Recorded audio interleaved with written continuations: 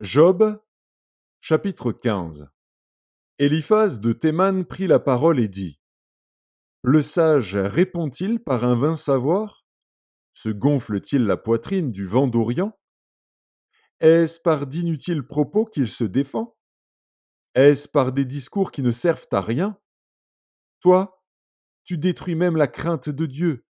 Tu anéantis tout mouvement de piété devant Dieu. Ton iniquité dirige ta bouche, et tu prends le langage des hommes rusés.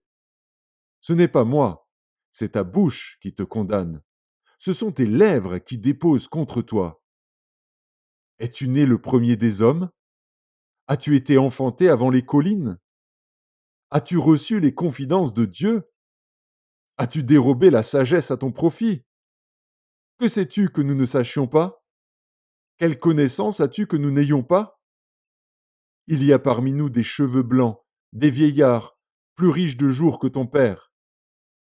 Tiens-tu pour peu de choses les consolations de Dieu et les paroles qui doucement se font entendre à toi?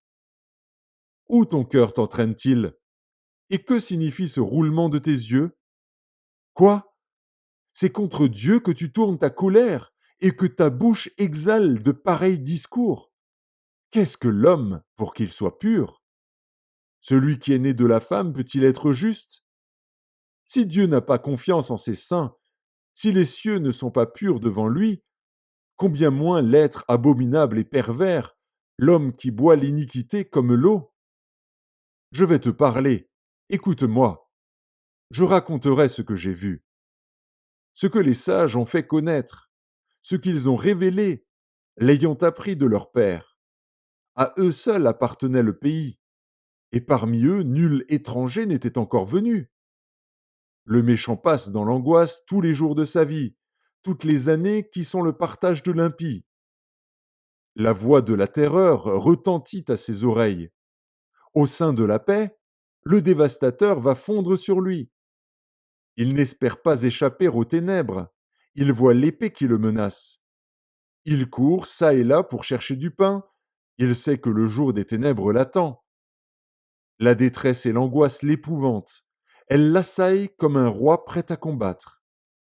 Car il a levé la main contre Dieu. Il a bravé le Tout-Puissant.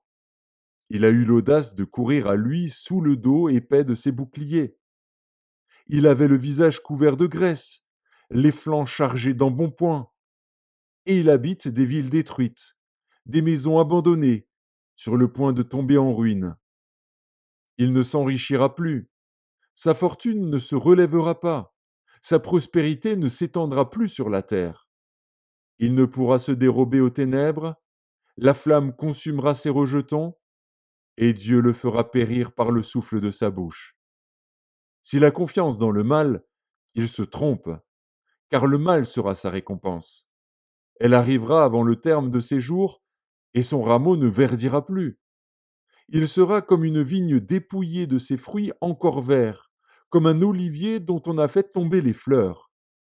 La maison de l'impie deviendra stérile, et le feu dévorera la tente de l'homme corrompu. Il conçoit le mal et il enfante le mal. Il mûrit dans son sein des fruits qui le trompent.